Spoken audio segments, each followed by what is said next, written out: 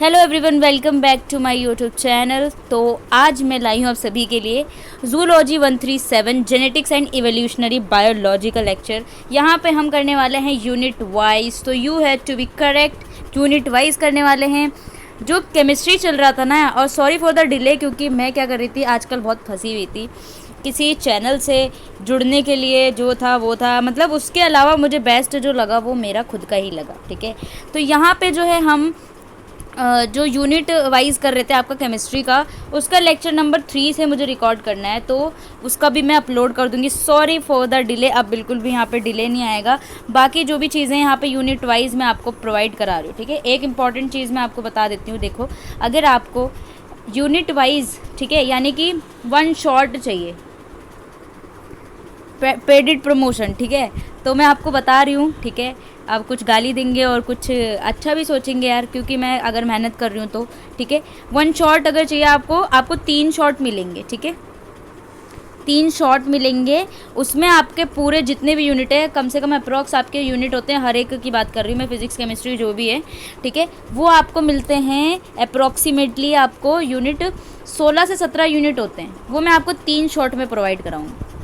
3 shot के आपको recorded lecture मिल जाएंगे। ठीक है, विद द लीस्ट प्राइस। ठीक है, अगर आप चाहते हो तो मुझे डीएम कर सकते हो। ठीक है, पहले डीएम से पहले आप मुझे कमेंट कर देना, जिसको भी चाहिए होगा। ठीक है, कमेंट कर देना, और नहीं चाहिए तो कोई बात नहीं, यहाँ फ्री में तो आपको मिल ही रहा है। यहाँ पे मैं आपको यूनिट वाइज प्रोवाइड करा ही रही हूँ, तो दुखी होने की कोई बात नहीं है, आपको खुश हुए होना चाहिए, क्योंकि मैं आपको यहाँ पर दे रही हूँ सारा कंटेंट। तो केमिस्ट्री का देखो, जो केमिस्ट्री वाले मेरा वेट कर रहे थे ना यार, कम से कम 5 से 6 दिन हो चुके हैं जो मैं यहाँ पे हूँ ही नहीं।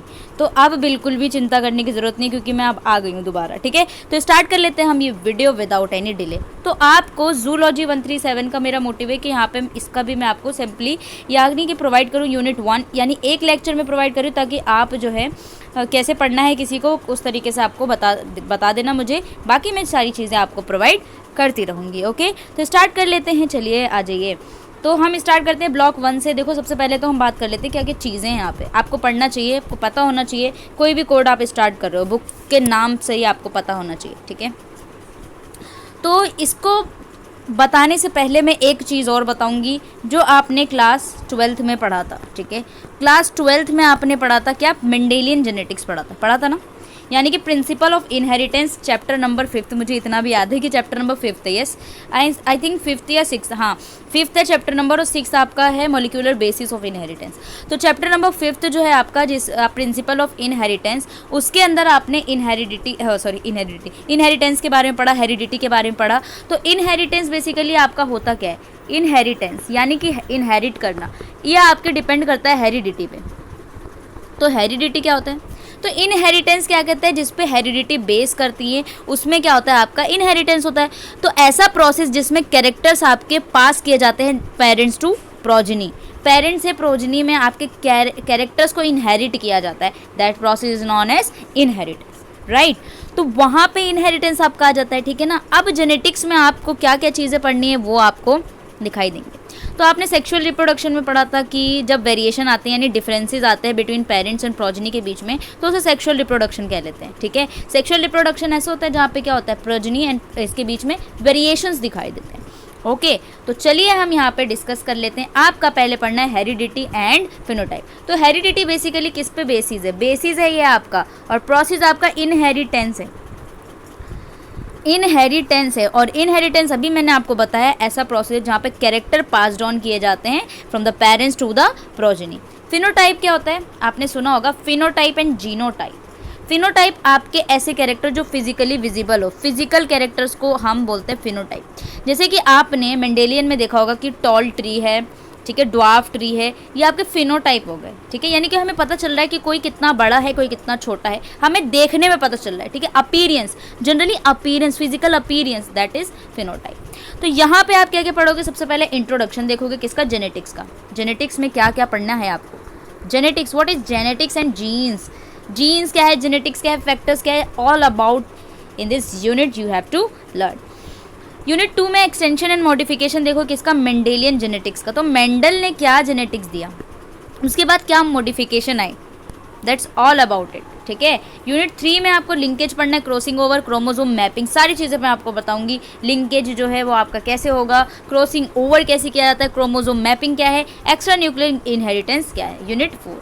तो चलिए ब्लॉक 1 को कंप्लीट करते हुए यानी कि स्टार्ट करते हुए चलते हैं, फिर कंप्लीट तो कर ही लेंगे। ओके, यूनिट 1 आ जाते हैं, जहाँ पे आपको करना है इंट्रोडक्शन। आ जाओ जी, इंट्रोडक्शन करेंगे। सबसे पहले तो आपको इंट्रोड्यूस होना चाहिए खुद से, ठीक है। तो इंट्रोडक्शन में आपको सबसे पहले ऑब्जेक्टिव्स देखना है। डेवलपमेंट ऑफ जेनेटिक, हिस्टोरिकल देखोगे, हिस्ट्री देखोगे, बर्थ कहाँ से हुआ जेनेटिक का, यानी हमारा तो हुआ है बर्थ, लेकिन जेनेटिक्स का भी बर्थ हुआ है। जेनेटिक का ग्रोथ कैसे हुआ, फ्रॉम मॉडल जेनेटिक इंजीनियरिंग से, ठीक है। मॉडल जेनेटिक इंजीनियरिंग में बहुत सारी चीज़ें जो है आपकी मॉडिफाई हुई तो यहाँ पे कैसे आपने किया, मेंडल्स ने कैसे किया, ये सारी चीज़ें आपको यहाँ पे मिलेंगी जी, ठीक है। That's all about genetic engineering. कुछ बेसिक टर्मिनोलॉजी पढ़ोगे आप जेनेटिक में। अब जेनेटिक में पढ़ने के लिए आपको मैंने बताया जीन्स क्या होते हैं, एलील्स क्या होते हैं, होमोजाइगस हेट्रोजाइगस क्या होता है, फिनोटाइप जीनोटाइप क्या होता है। यार सारी चीज़ें आप यहाँ पे पढ़ोगे तो इसके जो नेक्स्ट होगा ना वो बहुत ही ज़्यादा आपके लिए सिंपली हो जाएगा। मेंडल्स देखोगे, उसने एक्सपेरिमेंट किया था, सॉरी चाचा है हमारे, प्रणाम करो मेंडल साहब को। एक्सपेरिमेंट किया था किस पर, पी पर। P is Pisum sativum, Pisum sativum, ठीक है। चॉइस मटेरियल क्या था, मोनोहाइब्रिड क्रॉस क्या है, डाई हाइब्रिड क्रॉस क्या है, मेंडल लॉ ऑफ सेग्रीगेशन क्या है, ठीक है। लॉ ऑफ इंडिपेंडेंट असॉर्टमेंट क्या है, ट्राई हाइब्रिड क्रॉसेस क्या है। Oh that's all about the class 12 यार।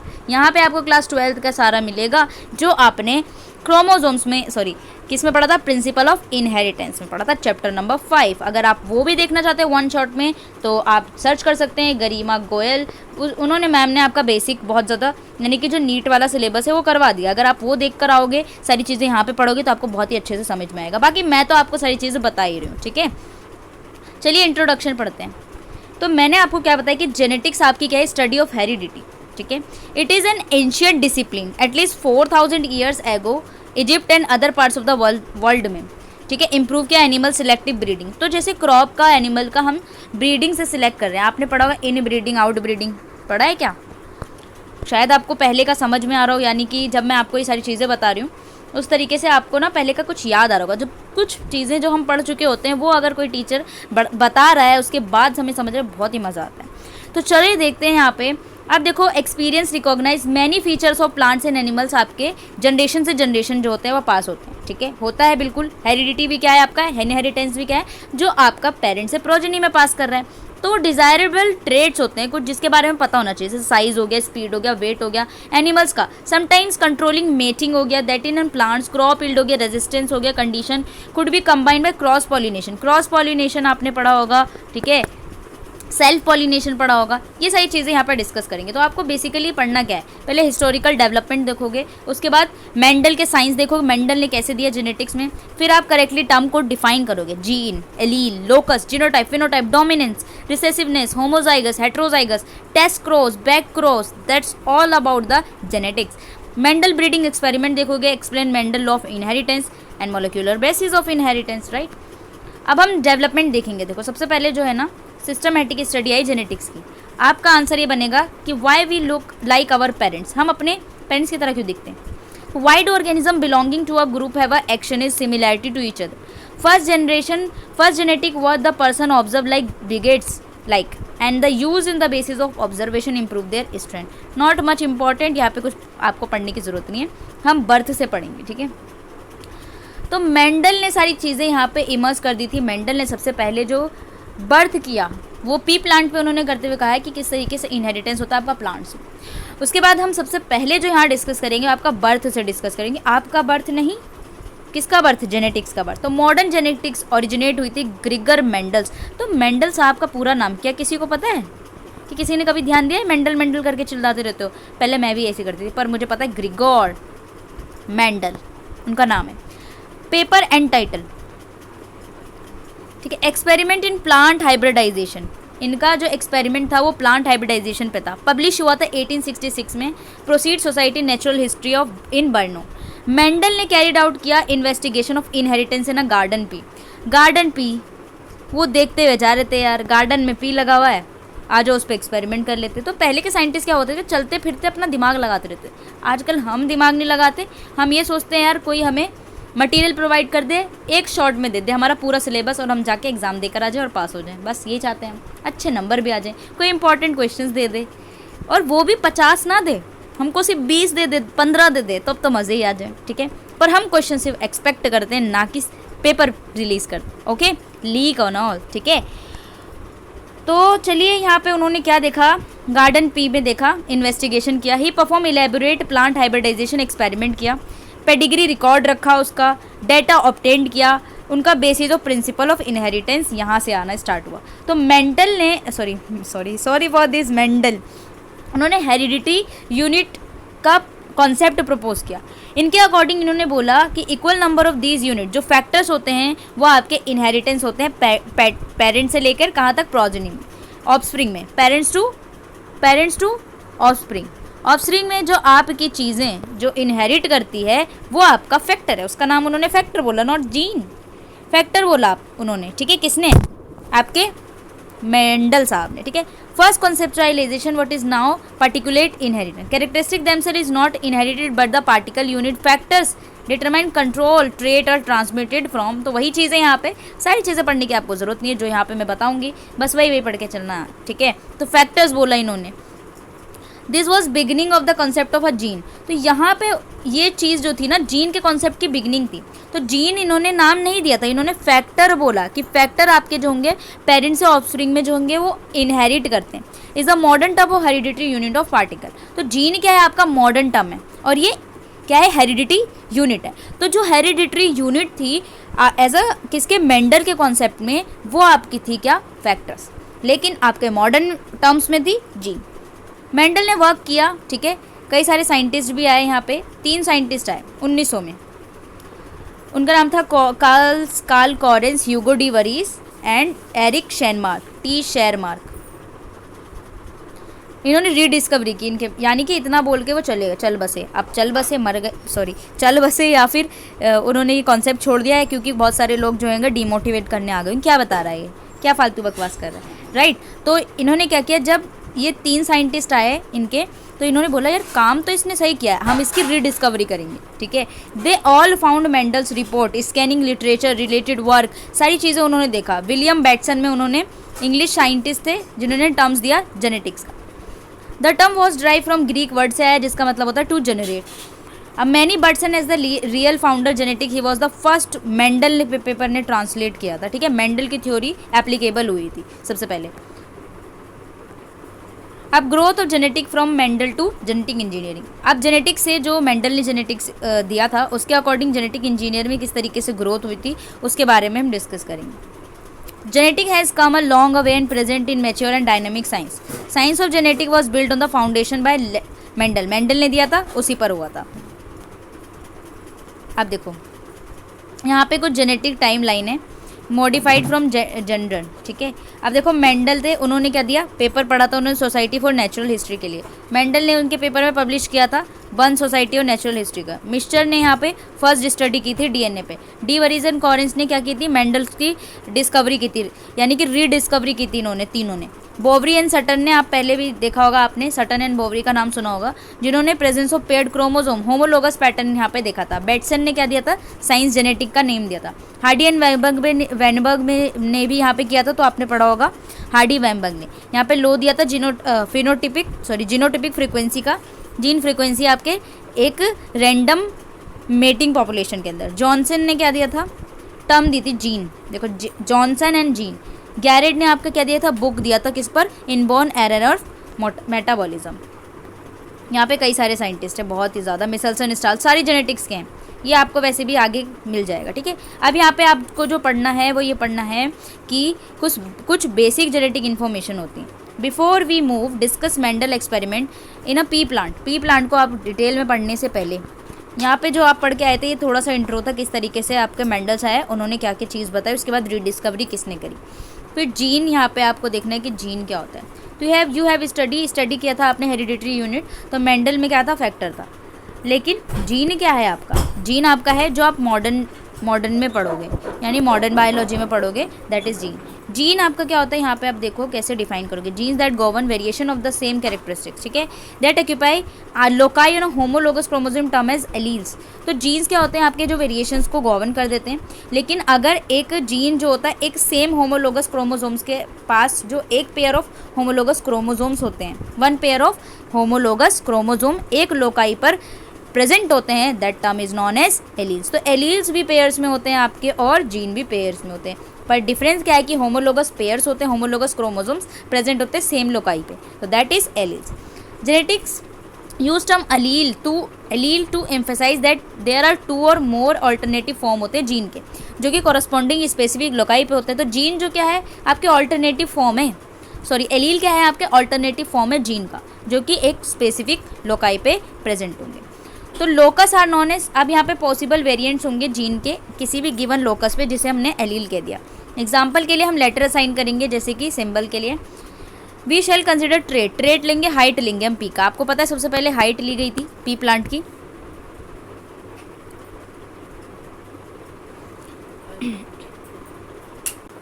तो एग्जाम्पल आपका लिया है यहाँ पे, लेटर जो है यहाँ पे असाइन किए गए थे।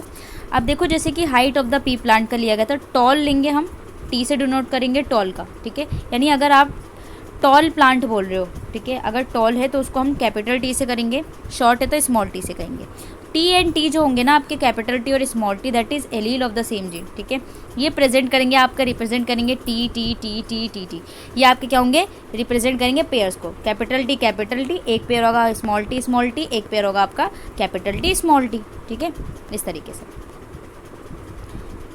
जैसे नेक्स्ट भी है यहाँ पे, अब लोकस को हम यूज़ करते हैं, यहाँ पे एक देख सकते हो, डोमिनेंट एलील कैपिटल लेटर से होगा, यानी कि जो आपका टी है वो किस पे डोमिनेंट है, आपका स्मॉल टी को हम रिसेसिव कहेंगे। जो लेटर्स होते हैं यहाँ पे इस तरीके से डिटरमाइन किया जाता है। Mendel study allele Goan seed colour yellow versus green, तो इन्होंने सीड कलर पे भी यहाँ पे स्टडी की थी। वो कैसे करेगा, आपका येलो कलर जो होगा उसको हम कैपिटल वाई से डिनोट करेंगे, ये एलील है फॉर द ग्रीन कलर को हम स्मॉल वाई से करेंगे, बिकॉज डिस्कवरी जो थी येलो एलील की वो आइडेंटिफिकेशन थी लोकल पे पॉसिबल होगा। कॉमनली लोकस जो होगा येलो लोकस है आपका, पी सीड्स का मोस्ट कॉमनली ग्रीन होता है, तो ये यूज़ किए गए थे आपके लोकेशन में क्रोमोसोम से। ये आपका जेनेरिक जीन होते हैं जो एक पर्टिकुलर काइंड के कैरेक्टरिस्टिक से किए जाते हैं। तो आप देख सकते हो यहाँ पे कैपिटल वाई क्या होता है for yellow and small Y है फॉर ग्रीन कलर, ठीक है। होमोलोगस क्रोमोसोम्स हैं आपके एलील्स हैं।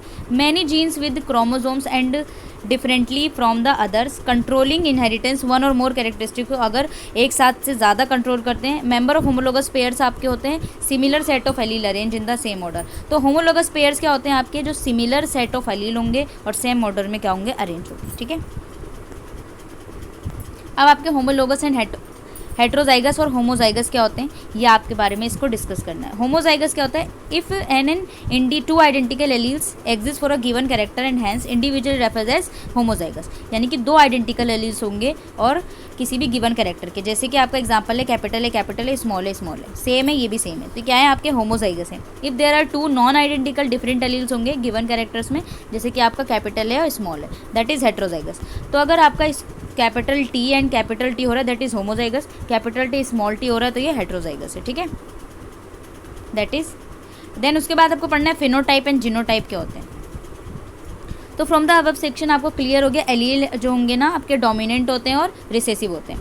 तो ये can not always deduce the allele present organism by just looking से नहीं होता। फिनोटाइप क्या होता है, in term use to specific appearance आपका दिखता है एनवायरमेंट में with respect to certain inherited trait, आपको एक स्पेसिफिक अपीयरेंस दिखे, यानी कि फिजिकल अपीयरेंस जो मैंने आपकी बात की थी that is phenotype, physical appearance. Genetic contribution most express in simple से एक्सप्रेस किया जाता है दैट इज जीनोटाइप। अब यहाँ पे इसको अंडरस्टैंड करने के लिए आप यहाँ पे एग्जाम्पल देखोगे।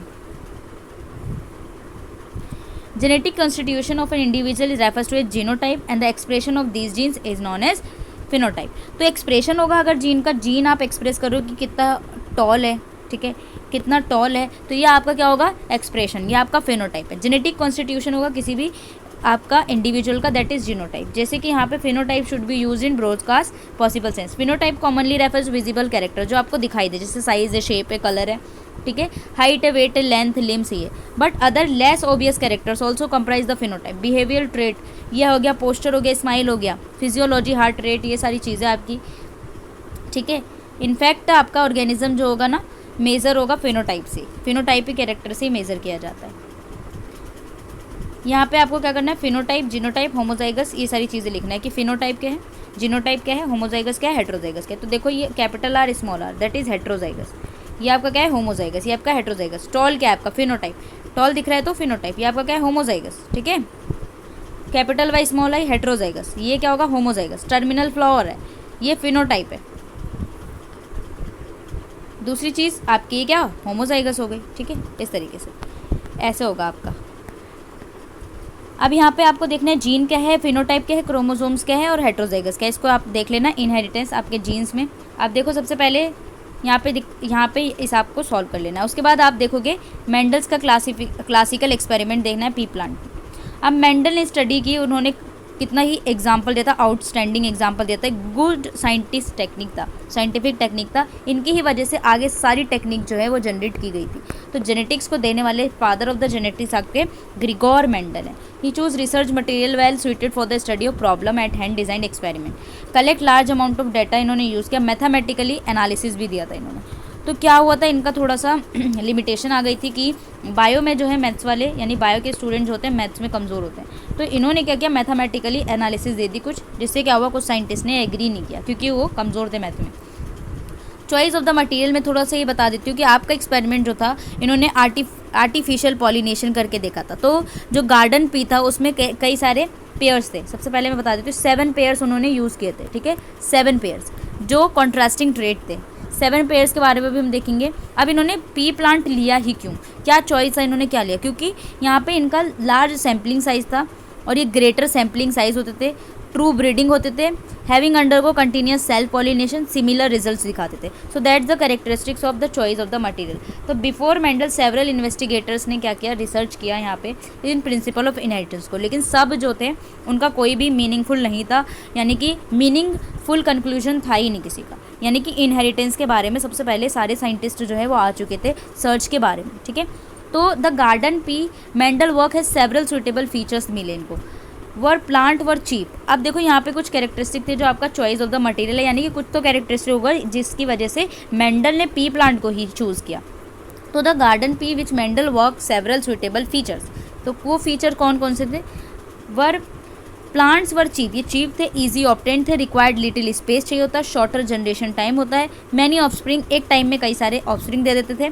पी फ्लावर जो होते हैं आपके बाइसेक्सुअल होते हैं, सेल्फ फर्टिलाइज होते थे, ओव्यूल फीमेल गैमेट आपका फर्टिलाइज कर देता था मेल गैमेट से फ्रॉम द सेम फ्लावर, ठीक है। Both male and female part आपका क्लोज होते थे पोर्टल बॉक्स में। Pollen from anther plant experimentally introduce होता था सिग्मा टू द फ्लावर से क्रॉस पॉलिनेशन करते हुए। ये आपका पूरा फ्लावर का ये है, क्रॉस पॉलिनेशन करते हुए, ठीक है। क्रॉस पॉलिनेशन क्या होता है आपका, यहाँ पे स्टेमन को रिमूव कर दिया जाता है फीमेल पेरेंट से एंड प्लेस कर दिया जाता है पोलन को another variety of the stigma of the flower. इस तरीके से क्रॉस पॉलिनेशन आपने ये पढ़ा होगा, बैगिंग एंड क्रॉस पॉलिनेशन। तो यहाँ पे आप क्या कर रहे हो, एंथर रिमूव कर रहे हो एक फ्लावर से, यहाँ से एंथर रिमूव करोगे और दूसरे वाले फ्लावर में क्या डाल दोगे, इसके एंथर्स, जिससे क्या होगा वहाँ पे क्रॉस पॉलिनेशन हो जाएगा। तो बेसिकली यहाँ पे आर्टिफिशियल पॉलिनेशन ही कराई गई थी, किसमें, जो आपका पी प्लांट था, ठीक है। मोनोहाइब्रिड क्रॉस देखना है। अब आपके जो है मेंडल्स के अकॉर्डिंग यहाँ पे जो इनहेरिटेंस आया, कई सारे यहाँ पे 7 बेसिक कैरेक्टर्स थे। अब वो कैरेक्टरिस्टिक्स कौन कौन से थे यहाँ पे देखो, number of characteristics such as plant height, seed texture, colour, flower colour, ये सारी चीज़, ये वेरिएशन जो थी आपकी लर्न करना है इनहेरिटेंस में किसी भी कैरेक्टर। एग्जाम्पल के लिए all P plants were the same height and had same flower colour, generation after generation information would be gain, ठीक है। यानी ये सारी चीज़ें यहाँ पे मेंडल ने यूज़ किए थे। आपके 7 कॉन्ट्रास्टिंग कलर थे। 7 कॉन्ट्रास्टिंग कौन कौन से थे मैं यहाँ पे बता देती हूँ। आपका जो चीज़ थी, सबसे पहली चीज़ थी स्टेम की हाइट, सबसे पहले थी स्टेम हाइट, जिसे मैंने एच से बोल दिया। एक आपका था स्टेम की height tall versus dwarf, tall versus dwarf, ठीक है। दूसरी चीज़ इन्होंने ली फ्लावर कलर, यानी आपका जो डोमिनेंट होगा वो टॉल होगा और रिसेसिव होगा ये। दूसरा आपका फ्लावर कलर था वॉयलेट, वॉयलेट एंड वाइट। तो वॉयलेट आपका डोमिनेंट है, वाइट आपका रिसेसिव है। तीसरी चीज़ थी पोर्ड शेप, यानी पोर्ड का शेप क्या होगा, एक थी इन्फ्लेटेड और कॉन्स्ट्रिक्टेड, ठीक है। इन्फ्लेटेड आपका डोमिनेंट ओवर, रिसेसिव क्या है, कॉन्फ्लिक्टेड। तीसरी चीज़ जो आपकी ये हो गए पोर्ड कलर रह गया आपका। पोर्ड कलर आपका था green versus yellow, green yellow, यानी ग्रीन आपका क्या है, dominant over yellow. Pod shape हो गया, पोर्ड कलर। सीड शेप आपके राउंड एंड रिंकल थी, सीड कलर आपका येलो एंड ग्रीन था। तो सीड का कलर येलो ग्रीन होता है, लेकिन पोर्ड का कलर ग्रीन येलो होता है, ये आपको ध्यान में रखना है, ठीक है। अब यहाँ पे आप पढ़ोगे इसके बेस पर mono hybrid crosses and di hybrid crosses. अब मेंडल्स ने कई सारे लॉ दिए अपने अकॉर्डिंग, तो यहाँ पे मोनो हाइब्रिड क्रॉस सबसे पहले पढ़ाया गया। मोनो हाइब्रिड क्रॉस में आपका मेंडल लॉ ऑफ सेग्रीगेशन पढ़ा गया था, और यहाँ पे आपका मेंडल लॉ ऑफ डोमिनेंट भी पढ़ा गया था। इनहेरिटेंस ऑफ वन जीन में आपका यहाँ पे मोनो हाइब्रिड क्रॉस। तो मोनो हाइब्रिड क्रॉस जो होता है वो ये होता है basically inheritance of one gene, यानी एक जीन के बेस पर क्या हो रहा है, इनहेरिटेंस पैटर्न दिखाया जा रहा है, that is mono hybrid cross. अब यहाँ पे डिस्कस करेंगे एक्सपेरिमेंट, क्लेरिफाई करेंगे terminology. Breeding experiment, parental generation को हमने पी बोल दिया, जिससे हम P1 जनरेशन कह रहे हैं। प्रोजनी जो पहली मैटिंग में आएगी उसको हमने F1 बोल दिया।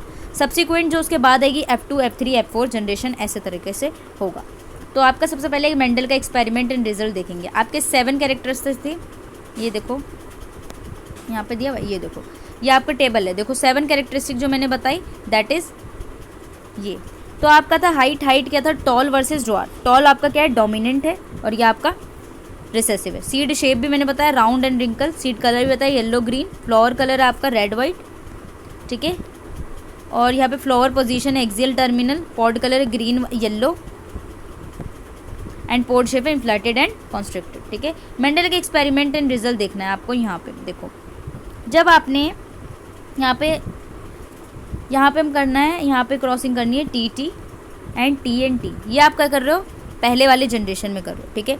यहाँ पे आपका पहले टॉल प्लांट है, ड्वार्फ प्लांट है। इसको मैं क्रॉस करके आपको एक बार दिखा देती हूँ, ब्लैंक स्लाइड लेके। देखो इनहेरिटेंस ऑफ वन जीन पढ़ रहे हैं, यानी मोनो हाइब्रिड क्रॉस पढ़ रहे हैं। मोनो हाइब्रिड क्रॉस में आपको देखना है सबसे पहले कैपिटल टी ये मिली थी आपकी, स्मॉल टी मिली थी। ये आपके क्या ड्वार्फ प्लांट है। इन दोनों में पहला फीलियल जनरेशन यानी F1 जनरेशन जो आएगा इन दोनों की क्रॉस से, तो क्या बनेगा, कैपिटल टी और स्मॉल टी, ये बनेगा पहले। इसमें कोई दिक्कत नहीं है, क्योंकि इसके अलावा कुछ नहीं बनेगा। कैपिटल टी स्मॉल टी 2 बार बन जाएंगे, यानी एक बार ये, ठीक है। अब यहाँ पे क्या होगा, पहला फीलियल जनरेशन हो गया। उसके बाद यहाँ से आपने निकाला एक आपका कैपिटल टी, एक कैपिटल टी स्मॉल टी और स्मॉल टी, ये निकलेंगे आपके। ये आपके क्या है, टॉल हम इसे बोलेंगे। ये आपका क्या हो गया, एक सेकेंड, आपने जो वहाँ से F1 जनरेशन से लाया हो, ठीक है। F1 जनरेशन से आपका ये निकला है 2 बारी, ठीक है। अब F1 जनरेशन की आप क्रॉसिंग कराते हो, उसके बाद आपको F2 जनरेशन मिलता है। तो हम पन्नेट स्क्वायर बनाना आता है आपको, एक बार बना लो, ठीक है। ये हो गया आपका ये, और दूसरा हो गया ये, ठीक है। अब इन दोनों की कैपिटल टी, ठीक है। फिर इन दोनों को करी कैपिटल टी स्मॉल टी, ठीक है। तीसरी चीज़, अब इन दोनों की करी कैपिटल टी स्मॉल टी, इन दोनों की करी स्मॉल टी। अब यहाँ पे देखो आपका ये टी कैपिटल जिसमें आ गया वो आपका टॉल होगा। इसमें क्या है आपका कैपिटल टी स्मॉल टी है, ठीक है। ये आपका क्या हो गया, टॉल होगा। ये भी आपका टॉल होगा, ये आपका ड्वार्फ होगा। यानी कि यहाँ पे जो रेशियो आ रहा है टॉल वर्सेस ड्वार्फ का, उसमें 3 बार टॉल आ रहा है और 1 बार ड्वार्फ आ रहा है। तो इसकी रेशियो जो बनेगी आपकी 3:1 बनेगी, दैट इज़ F2 जनरेशन, ठीक है। I hope you understand. तो यहाँ पे भी आपका देखो tall female and male, all offspring tall होंगे, ठीक है। टॉल इन द सेंस जो आपका आया था कैपिटल टी और स्मॉल टी पहले क्रॉसिंग में आपके F1 जनरेशन में, तो यहाँ पे टी आ रहा है, यानी कि सारे जो होंगे ऑफस्प्रिंग वो टॉल होंगे। फिर आपने ड्वार्फ को टॉल मेल से कराया, ठीक है, स्मॉल टी और आपने इससे करा दिया, ठीक है। ऑल ऑफस्प्रिंग टॉल आएगी, अगर ऐसे भी कराते तो वो टॉल आएगी। यहाँ पे रेसिप्रोकल क्रॉस होता है, इसको हम क्या बोलते हैं, रेसिप्रोकल क्रॉस कहते हैं, ठीक है। ये देखो यहाँ पे कैसे किया, सेल्फ पॉलिनेशन। सबसे पहले टॉल प्लांट से सारे डॉर्फ प्लांट से उसको कराया आपने P1, ठीक है, पेरेंट वाले को बोल रहे हैं। तो पेरेंट में सारे टॉल आए, यानी कि ये वाला आया, ठीक है। फिर आपने इसकी सेल्फिंग कराई, मतलब कि टॉल इंटू टॉल, यानी कि capital T small T into capital T small T. जैसे ही आपने कराई तो फिर जो F2 जनरेशन आएगा उसमें 3 टॉल निकले और एक ड्वार्फ निकला, यानी 3:1 का रेशियो आ गया, ठीक है। That is the situation. ये आपकी मोनोहाइब्रिड क्रॉस हो गई। अब यहाँ पे इसकी कोई ज़रूरत नहीं है, नेक्स्ट पे चलते हैं। लॉ ऑफ सेग्रीगेशन क्या होता है ये आपको पढ़ना है, ठीक है। लॉ ऑफ सेग्रीगेशन, अच्छा, सेग्रीगेशन का मतलब होता है प्योरिटी ऑफ द गैमेट्स, यानी सेग्रीगेट करना यानी कि अलग करना। तो मेंडल का क्वेश्चन था कि ट्रेट को जो प्रेजेंट होता है आपके P1 जनरेशन में कैसे डिसअपियर होता है आपके F1 में, फिर डिसअपियर हो जाता है आपके फुल एक्सप्रेशन शो होता है F2 जनरेशन में। तो F1 प्रोजेनी जो थी ना वन ऑफ द पेरेंट्स की, वो फिनोटाइप जो होती है वो कैसे ब्रीड कर रहा है, ट्रूली कैसे ब्रीड करना है, दैट इज़ द आपका segregation, law of the segregation. तो बेसिकली आपका इसमें लॉ ऑफ सेग्रीगेशन बोला था, इसका प्रिंसिपल था कि एलील्स जो होंगे वो ब्लेंडिंग शो नहीं करेंगे। ब्लेंडिंग का मतलब यानी कि आपके जो एलील्स होंगे वो मिक्सिंग नहीं करेंगे, यानी कि एक एलील दूसरा एलील से मिक्स नहीं करेगा, यानी सेग्रीगेट रहेगा, सबका अलग अलग सेग्रीगेशन होगा, ठीक है। यानी कि गैमेट्स जो होंगे वो इंडिपेंडेंटली अलग अलग होंगे और हर एक गैमेट का अलग अलग आपका एक एलील्स होंगे प्रेजेंट, ठीक है। दोनों कैरेक्टर्स आपके F2 जनरेशन में दिखाई दे जाएंगे। तो कैसे करना है आपको, ये देखो, प्योर ब्रीडिंग, ठीक है। मैंने बोला क्या, pure breeding strength of the pass both egg and pollen must have carry transmitted forms of the factor. Since आपके F2 जनरेशन में 1 अपीयर होगा और F1 में आपके इंडिविजुअल का दोनों कैरेक्टर्स होंगे। तो F1 में आपका 1 होगा, जैसे कि आपने कैपिटल टी स्मॉल टी देखा था, और दूसरे में आपके दोनों होंगे, ठीक है। अब आपको पता है टॉल इंटू ड्वार्फ के जब आपका F1 प्लांट में गया था तो उसमें हमने टॉलनेस को डोमिनेंट बोला और जो ड्वार्फनेस को हमने रिसेसिव बोला, ठीक है। ये अंडरस्टैंड करने के लिए ये देखो आपका सेम है, जैसे मैंने बताया था कि आपके क्या किया आपने, टॉल प्लांट्स लिया, डॉफ प्लांट लिया, इन दोनों की मेटिंग करा दी। मेटिंग कराने के बाद ये आपके ऑल टॉल्स मिले किसमें, F1 जनरेशन में। फिर इसकी सेल्फिंग कराई F1 जनरेशन इंटू F1। तो यहाँ पे देखो यह है एक आपका capital T small T capital T small T, यह है इनका पन्नेट स्क्वायर बनाना है। ये आपका पन्नेट स्क्वायर है जो मैंने बोला, ये टॉल है, ये भी टॉल है, ये भी टॉल है, ये डॉफ है। तो जो रेशियो आई है वो आपकी 3:1 आई, दैट इज़ अलग अलग इसका सेग्रीगेशन हो रहा है, that is the monohybrid cross और सेग्रीगेशन ऑफ द दिस। अब पन्नेट स्क्वायर क्या होता है, जहाँ पे आप रिप्रेजेंट करते हो पन्नेट स्क्वायर, मैट्रिक्स की तरह यूज़ कर रहे हो, जहाँ पे कॉम्बिनेशन होता है रिप्रेजेंट करते हो आप, that is the Punnett square. अब यहाँ पे आपने टाइप्स ऑफ जाइगोट्स जो प्रोड्यूस होते हैं वो आपके ये प्रोड्यूस हो रहे हैं, कैपिटल टी और ये सारे ये रिलेटिव प्रोपोर्शन होता है जाइगोट का। देखो ये आपका एक बार आ रहा है और जो capital T small T capital small T 2 बार आ रहा है, ठीक है, और ये आपका एक बार आ रहा है। तो यहाँ पे जो रेशियो बनेगा जीनोटिपिक वो 1:2:1 होगा, ठीक है। लेकिन आपका जो दिख रहा है कि टॉल कौन से हैं 3, तो वो आपके फिनोटिपिक रेशियो होगा, तो 3:1 आपका फिनोटिपिक रेशियो होगा। तो जीनोटिपिक एंड फिनोटिपिक इस तरीके से होता है। तो जो आपका लॉ ऑफ सेग्रीगेशन है वो किस पे डिपेंड कर रहा है, आपका result of the monohybrid cross पे। मेंडल ने जो फर्स्ट लॉ दिया लॉ ऑफ सेग्रीगेशन था, इसमें जो जीन पेयर थे एलील्स जो थे वो एक दूसरे से अलग थे गैमेट्स बनाने के बाद। यहाँ पे गैमेट्स जो होगा एक एलील होगा, अदर वाले के पास अल्टरनेट एलील होंगे और यहाँ पर रैंडम कॉम्बिनेशन कराया जाएगा। लॉ ऑफ सेग्रीगेशन था, मेंडल क्लियरली डिफ्रेंशिएट करते हैं 2 फैक्टर्स के बीच में, ट्रेट्स एंड जीनोटाइप्स एंड अलग इज फिनोटाइप, सबको अलग अलग, that is the law of segregation. Crossing using branch diagram. अब देखो आपका एक फॉकलाइन मेथड होता है जिसको हम ब्रांच डायग्राम करते हैं, अब हम यूज़ करते हैं आपका फॉकलाइन मेथड। तो जितने नीट वाले उन्होंने पढ़ा होगा कि फॉकलाइन मेथड क्या होता है, ठीक है। पन्नेट स्क्वायर आपने कंसिडर किया जिसमें आपने पॉसिबल गेमेटिक टाइप देखा फ्रॉम 2 पेरेंट्स, ठीक है। एक एक्सेप्टेबल वे था जिससे आप ratio of genotypic of the next generation के लिए आप निकाल लेते हो। अनदर मेथड होता है जिसे हम ब्रांच डायग्राम या फिर फॉक्ड लाइन मेथड देखते हैं। जो भी नीट वाले उन्होंने पढ़ा होगा फॉकलाइन मेथड, जिसने नहीं पढ़ा वो भी पढ़ लो। यहाँ पे हम क्रॉसेस देखते हैं, यहाँ पे एप्लीकेशन होता है मैथमेटिकली लॉजिक का। तो कैसे हम निकालेंगे, यहाँ पे देखो आपका, देखो सबसे पहले जो है F1 जनरेशन में आपका ये निकला था कैपिटल टी स्मॉल टी, तो इसका हाफ टी हो गया और हाफ टी ये वाला हो गया, इसका हाफ टी हो गया, हाफ टी वाला होगा। रैंडम कॉम्बिनेशन देखोगे 1 पेरेंट होगा, अदर पेरेंट F2 जनरेशन में देखो तो हाफ टी और हाफ टी, ये हमको मिला half T half T half T half T.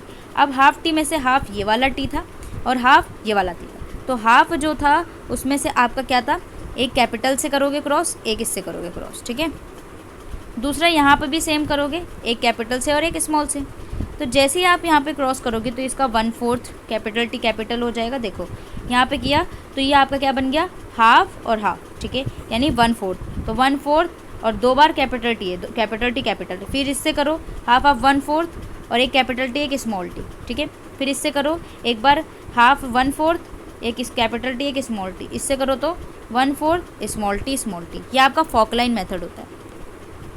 अब यहाँ पे देखो ये आपका बन गया और एक ये वाला बन गया, ये दोनों बीच के जो होंगे ये क्या होंगे आपके हाफ टी टी होंगे, ये दोनों सेम है तो इसीलिए हाफ टी टी होगा, यानी हाफ हो जाएगा। 1/4 स्मॉल टी 1/4 कैपिटल टी, तो 3/4 आपका क्या निकल के आया है कैपिटल टी, 1/4 आपका डॉर्फ निकल गया है। तो बेसिकली यहाँ पे जो मिलता है वो सिंपली यही मिलता है कि आपका कौन सा 1/4 है कौन सा हाफ है, दैट इज़ द फॉकलाइन मेथड। ठीक है, आई होप यू अंडरस्टैंड। जिसको नहीं समझ में आया फॉकलाइन मेथड मुझे कमेंट कर सकते हैं, मैं आपको दोबारा से समझा दूँगी। ठीक है, confirmation of law of segregation, तो टेस्ट क्रॉस होता है एक, जिसमें आपको टेस्ट क्रॉस देखना है और समटाइम्स आपका बैक क्रॉस क्या होता है। देखो अनदर एक्सपेरिमेंट से आपका समझ किया गया था, F1 हेट्रोजाइगस इंडिविजुअल देखे थे आपने, फिर सेल्फ फर्टिलाइजेशन किया था जिससे रिसेसिव पेरेंट मिले थे, इस क्रॉस को हम टेस्ट क्रॉस कहते हैं। तो यानी कि आपका जो कैपिटल टी स्मॉल टी मिल रहा है that is the test cross. ठीक है, टेस्ट क्रॉस में क्या कर रहे हो, आपका कैपिटल टी स्मॉल टी मिला, आपने क्या किया रिसेसिव पेरेंट से क्या करा दिया, इसका क्रॉसिंग करा दी, दैट इज टेस्ट क्रॉस। ठीक है, समटाइम्स बैक क्रॉस क्या होता है एडजेसेंस, because it is use test whether dominant individual heterozygous है या फिर होमोजाइगस है, ये जानने के लिए आपका टेस्ट क्रॉस कराया जाता है। लेट अस कंसिडर, अब यहाँ पे स्मूथ एंड रिंकल सीड ले ली जिससे और ज़्यादा आप जानोगे। ठीक है, स्मूथ का एस से करेंगे, डोमिनेंट है आपका रिंकल से, रिंकल को आपने स्मॉल ई से क्रॉसिंग कराओगे ए एंड बी। चलो देखते हैं, ये देखो आपका पेरेंट है ये हेट्रोजाइगस डोमिनेंट स्मूथ है। ठीक है, हेट्रोजाइगस डोमिनेंट और ये होमोजाइगस रिसेसिव और रिंकल है, होमोजाइगस रिसेसिव। इसके आप पेरेंट्स निकालोगे तो ये कैपिटल एस स्मॉल एस, ये होमोजाइगस है तो आपका स्मॉल एस निकलेगा। ठीक है, F1 जनरेशन में देखो कैसे आप इधर इसका पन्नेट स्क्वायर बनाओगे, इन दोनों को इधर रख लो, इन दोनों को इधर रख लो, कोई सा भी किधर भी रख सकते हो, इन दोनों की क्रॉसिंग एस एस, इन दोनों की क्रॉसिंग स्मॉल एस, इन दोनों की क्रॉसिंग दिस, इन दोनों की क्रॉसिंग दिस। तो यहाँ पे 2SS इज टू 2SS मिला है, यानी कि आपको स्मूथ एंड रिंकल की जो रेशियो आई 1:1 आई है, तो दैट इज़ टेस्ट क्रॉस। तो टेस्ट क्रॉस में आपकी जो रेशियो आती है वो हमेशा 1:1 का रेशियो दिखाई देगा, दैट इज़ टेस्ट क्रॉस। तो टेस्ट क्रॉस में हम क्या करते हैं, हेट्रोजाइगस डोमिनेंट को होमोजाइगस रिसेसिव से क्रॉस कराते हैं, कुछ भी हो सकता है आपका। ठीक है, इस तरीके से, दैट इज़ टेस्ट क्रॉस। अब मेंडल के सक्सेस का क्या रीजन था वो आपको देखना है। अब यहाँ पे देखेंगे कि मेंडल के सक्सेस के क्या रीज़न था। एक्सपेरिमेंट में इन्होंने मेनली कई सारे रीजन है जिससे इनका एक्सपेरिमेंट बहुत ज़्यादा सक्सेसफुल था। फर्स्टली जो है वो क्या है, केयरफुल चॉइस की थी, एक्सपेरिमेंटल मटेरियल को गार्डन पी जो यूज़ किया था दैट इज़ बहुत ही ज़्यादा अच्छा था, तो इसीलिए कई सारे एडवांटेज मिले उन्होंने इस एक्सपेरिमेंट में जो आप पहले देख कर आए हो। डिप्लॉयड में मेंडल ने स्टडी की थी, 2 पेरेंटल प्लांट्स लिए थे ना, small and capital, that is बहुत ही ज़्यादा मॉडिफाइड था। दूसरी चीज़ इन्होंने मेंडल के सक्सेस थी इनके एक्सपेरिमेंट में गुड जजमेंट था। यहाँ पे क्रॉसेस जो बनाई गई थी पेरेंट्स एंड ओनली 1 ट्रेट में डिफर था। यहाँ पे ट्रेट जो था एक टाइम में प्रोजेनी को क्रॉस करा रहा था। थर्ड जो था मेथडोलॉजिकली डॉक्यूमेंट रिजल्ट जो थे इनके एक्सपेरिमेंट्स में मेथडोलॉजिकली डॉक्यूमेंटेड था। फोर्थली जो था application of mathematics could be analyse segregation and this. ठीक है, तो ये सारी चीज़ें आपकी हो गई यूनिट 1 में। अब आपको पढ़ना है that is di hybrid cross. तो डाई हाइब्रिड क्रॉस हम कल से पढ़ेंगे और ये था आपका इतना, इससे आपको पता चल जाएगा किस तरीके से ये डिफ़ाइन किया जा रहा है ये सिलेबस आपका, एंड बाकी हम मिलते हैं नेक्स्ट में। ठीक है, तो हम पढ़ेंगे कल आपका डाई हाइब्रिड क्रॉस के आगे से। ठीक है, इसके आगे मैं आपका यूनिट 2 के साथ इसको कंप्लीट कर दूँगी डाई हाइब्रिड क्रॉस। ठीक है, because it is too late, because ये हो रहे हैं आपके टाइम क्या हो रहा है, ठीक है 12 हो रहा है। ठीक है, सो दैट्स वाई यहाँ से हम करेंगे डाई हाइब्रिड क्रॉसेस से कल। ठीक है, तो मिलते हैं नेक्स्ट में, जब तक के लिए bye bye and take care, bye bye.